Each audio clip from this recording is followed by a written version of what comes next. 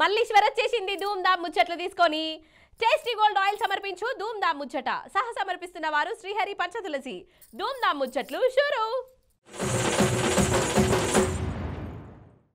అరే చెప్పుడు మర్చిన ప్రజాపాలన అప్లికేషన్లని మొన్నటిదాకా రోడ్ల మీద లైన్లలో నిలబెట్టించే కదా గా 6 గ్యారంటీల స్కీములు ఆశ పెట్టే. ఇక ఆ స్కీములు వస్తాయని తిప్పల పడుకుంటా కాగితాలు రాసిచ్చిర్రు. అయితే అట్లా 6 గ్యారంటీలకు సాదాసీదా జనాలే కాదోల్లా, సోనియా గాంధీ మేడం కూడా అప్లై చేసుకున్నదుల్లో. అరే అవంటేనోళ్ళ సాక్షాత్తు సోనియమ్మ కూడా గా కాగితాలు రాసిచ్చింది, సంతకం పెట్టింది. నాకు కూడా స్కీములు రావాలి, నేను కూడా పేదదాన్నే, తెల్ల రేషన్ కార్డే ఉన్నది నాకు అని రాసిచ్చింది. అంత లాభైతే చూడురిగా మీరే. చెప్తే నమ్మలేదు కదా, అలా చూడురి మంచిగా ఈ కాగితాన్ని. ఫోటో ఎవరిదున్నదల్లా ఏర్పాటు చేసిర్రా? సోనియా గాంధీ మేడందే. సరే ఫోటో తప్పు పెట్టిర్రే అనుకుందాం. పేరు చూడుర్రి, సోనియా గాంధీ అని రాసున్నది. కింద ఆమె కుటుంబంలో ఎవరెవరు ఉంటారో కూడా రాసిర్రుళ్ళు. అగో నేను చదివినిపిస్తా. రేవంత్ రెడ్డి సోనియా గాంధీ పెద్ద కొడుకట, నడిపి కొడుకు బట్టి విక్రమార్కుల వారట, ఇక మూడో కొడుకేమో ఉత్తమ్ కుమార్ సార్ అట, 4వ నంబర్లో కొండ సురేఖక్క పేరున్నది, సోనియమ్మ బిడ్డనట ఈమె. యో గిట్ల రింపిర్రు, ఆఫీసర్లకు కూడా అప్ప చెప్పిర్రు అట. ఇక చెప్పుర్రి కథ.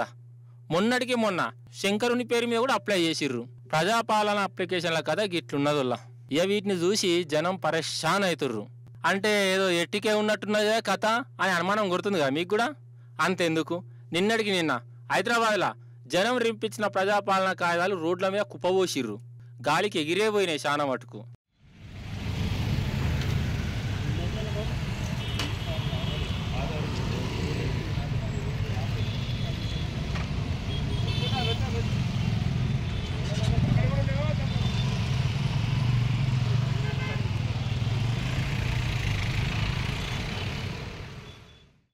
కొన్ని దొరకబట్టే కాడికి దొరకబట్టిర్రట. ఇట్లా ఒక్క జాగలనే చూసినాం.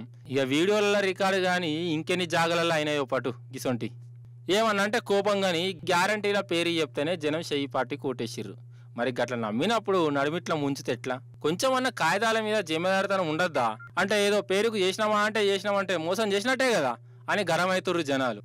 కోడి బాయలచ్చమ్మది, కోడి పుంజు బాయలచ్చమ్మది, కోడి బాయలచ్చమ్మది.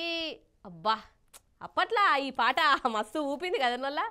ఇప్పుడు ఎందుకు యాద్ చేపించిన అని అంటారా?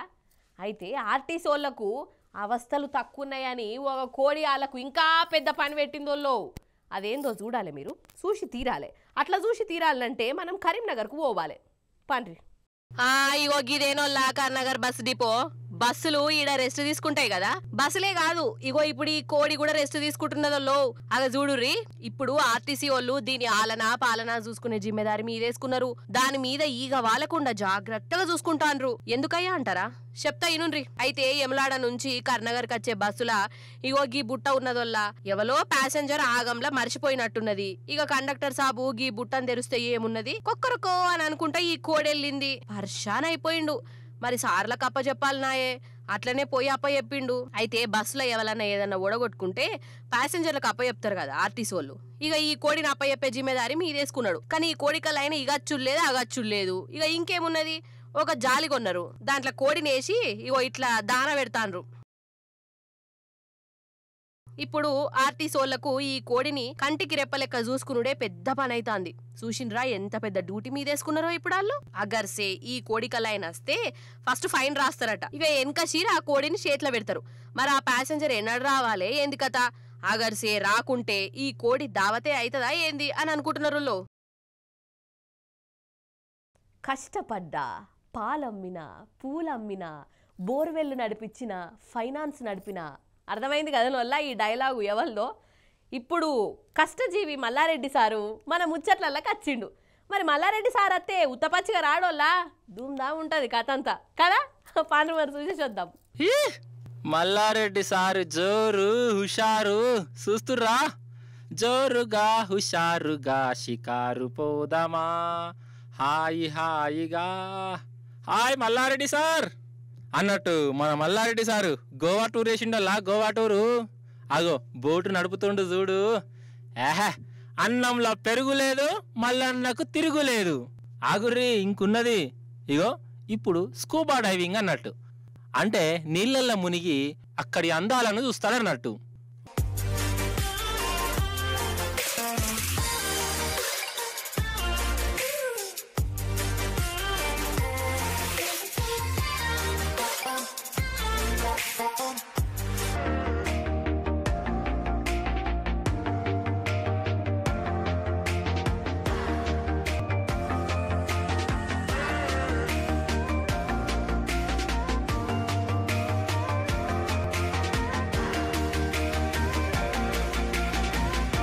వారే వా.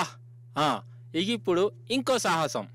నిజం చెప్తున్నా, ఇగో సారికి సాహసం చేస్తున్నంత సేపు నాకు భయమే అయింది. వల్ల అలా చూడుర్రి, నడి సముద్రంలో మీదికి ఎట్లా పోతుండో.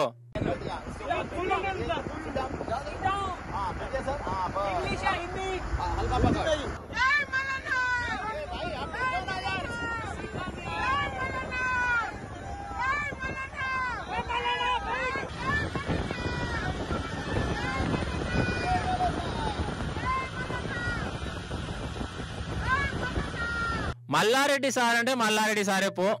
అసలు ఏమన్నా దిల్దారు మనిషా, ఏమన్నా ఎంజాయ్మెంట్ మనిషా. అసలు నన్ను అడిగితే మల్లారెడ్డి సార్కి ఇట్లా ధూమ్ధామ్ చేస్తుంటే ఆ గోవానే మురిసిపోయింది కావచ్చు కదా. నేటి బాలలే రేపటి పౌరులు. పిల్లలు దేవుళ్లతో సమానం, కల్లా కపటం తెలివనోళ్ళు అని అంటుంటారు కదా. 100కి 100 వాళ్ళు నిజమే. కానీ అసోంటి చిట్టిపొట్టి పిల్లలను ఆగం చేసి కుట్ర ఎత్తాన్రోళ్ళు కొందరు కంతిరోళ్ళు చాక్లెట్ పేరు చెప్పి వాళ్ళ జీవితాలనే సత్యనాథ్ చేస్తాండ్రు. అగో అయితే రంగారెడ్డి జిల్లా షాద్నగర్ దగ్గర కొత్తూరు గవర్నమెంట్ బడి ఉన్నది. ఆ బడికొచ్చిన పోరుగాన్లు జర షేప్ అయినాక పిస్స పిస్స చేసుకుంటా బిత్తిరేషం వేసిర్రు. రోజు ఇదే కథనాట. టీచర్లకేమో భయమైంది. ఇట్లా పిస్స పిస్స చేస్తున్న వాళ్ళందరూ స్కూల్ దగ్గరనే ఉన్న పాంటేలా చాక్లెట్లు కొని తిన్నారటన వల్ల. అంటే ఈ చాక్లెట్లనే ఏదో మాయ ఉన్నది, మర్మం ఉన్నదని వాళ్ళకి అర్థమైంది. పోలీసు వాళ్ళు చెప్పారు ఎందుకైనా మంచిదని. ఇక పోలీసు వాళ్ళు వచ్చి ఆ చాక్లెట్లను చెకింగ్ చేస్తే ఏమున్నది, గంజాయి ఉన్నదిలా. అరే అవునంటే ఇగో ఇవన్నీ గంజాయి చాక్లెట్లే. చూడు ఎన్ని గనం ఉన్నాయో. వామ్మూ పాపం, అన్నం బున్నం తెలివని బడి పోరాలకు అంటగడుతుర్రు. వాళ్ళకు మెల్లగా అలవాటు చేస్తుర్రట ఆ కంతిరోళ్ళు.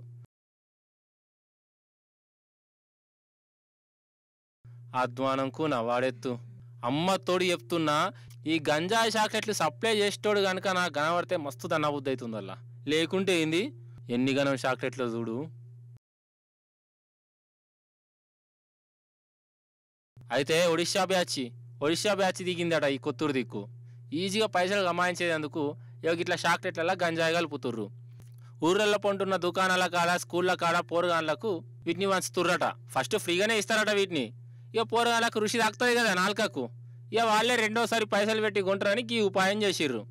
ఇప్పటికే చాలా మంది పోరగాళ్ళు గంజాయి చాక్లెట్లు తిని గాయ చేస్తుర్రటనొల్ల. అసలు ఈ ముఠా కథ ఏంది, ఈ చాక్లెట్ల కార్ఖానా ఏంది, అవన్నీ పోలీస్ సార్ చెప్తుండు, వినాలే మీరు జాగ్రత్తగా. చాక్లెట్స్ స్కూల్ పిల్లలకి అండ్ అన్ఎంప్లాయిడ్ యూత్ కొంటున్నారు కొన్ని షాప్స్ నుంచి. తర్వాత అవి తిన్న తర్వాత వాళ్ళ బిహేవియర్ కొద్దిగా వింతగా ఉంటుందని చెప్పి ఒక స్పెసిఫిక్ ఇన్ఫర్మేషన్ రావడంతో రైడ్ చేసి ఒక 3 షాప్స్ నుంచి మనకు దాదాపు 8 కిలోస్ వర్త్ చాక్లెట్స్, అంటే మనకు ఒక్కొక్క ప్యాకెట్లో ఒక 25 to 30 చాక్లెట్స్ ఉన్నాయి. ఇట్లాంటివి మనకు 42 ప్యాకెట్స్ చాక్లెట్స్ దొరుకుతుంది. ఈ ర్యాపర్ ఓపెన్ చేసి చూసినప్పుడు అది డార్క్గా ఉంది, దాంట్లో గాంజా మిక్స్ చేసినట్టు స్మెల్ కూడా వస్తుంది. సో దీంతో ఒక ముగ్గురిని అదుపులోకి తీసుకోవడం జరుగుతుంది. ఎస్పెషల్లీ స్కూల్ అండ్ కాలేజ్ పిల్లల్ని టార్గెట్గా పెట్టుకొని, ప్లస్ అన్ఎంప్లాయిడ్ యూత్ ఎవరైతే ఉంటారో వాళ్ళని టార్గెట్ పెట్టుకొని ఈచ్ చాక్లెట్ వాళ్ళు ఒక 15 రూపీస్ to 30 రూపీస్ మధ్యలో. అగనట ఊరి దేవుడు కాదుల్లా. అసలు ఈ చిన్న పొరగాల జీవితాలతో వాళ్ళు ఆడుకోవచ్చునా? అసలు ఈ గంజాయి చాక్లెట్లు అంటగట్టేడు వాడు అసలు మనిషేనా? వాని కంతిరి మోకంలా చెప్పు, వాళ్ళ దౌడల దగ్గర వడ. అరే పైసల కోసం పొరగాల జీవితాలతో ఆడుకున్నాడేంది, వాళ్ళని సత్యనాథ్ చేసుడేంది? ఇసంటోళ్ళని మాత్రం అస్సలు విడిచిపెట్టద్దు కదా. ఇప్పుడు చిన్నపాటి వైరల్ వీడియోలు చూద్దాం వల్ల. నిజం చెప్తున్నా, ఈ వీడియోలను మీరు చూస్తే పర్షాన్ అవుతారు. మామూలు పర్షాన్ కాదు, షాక్ అవుతారు, షేక్ కూడా అవుతారు. జల్దిన గాండ్రి మరి. ఇప్పుడు నేను మీకు ఒక మాయ చూస్తా. ఈ సారు పెద్ద ఆర్టిస్టు, 3Dలో బొమ్మలేస్తాడు. అవి వస్తుండు చూడు. ఆంజనేయుని బొమ్మ వేసిండు కదా, కానీ నీళ్ళల్లో చూడు రీ.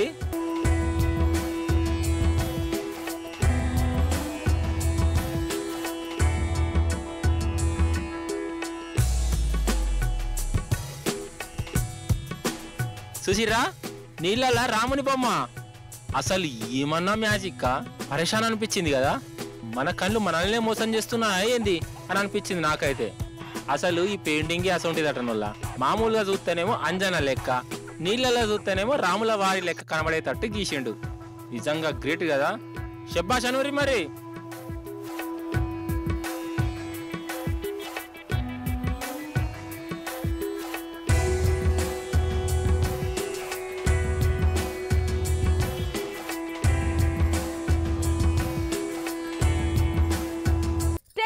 ఆయిల్ సమర్పించు ధూమ్ ధామ్ ముచ్చట సహ సమర్పిస్తున్న వారు శ్రీహరి పంచతులసి.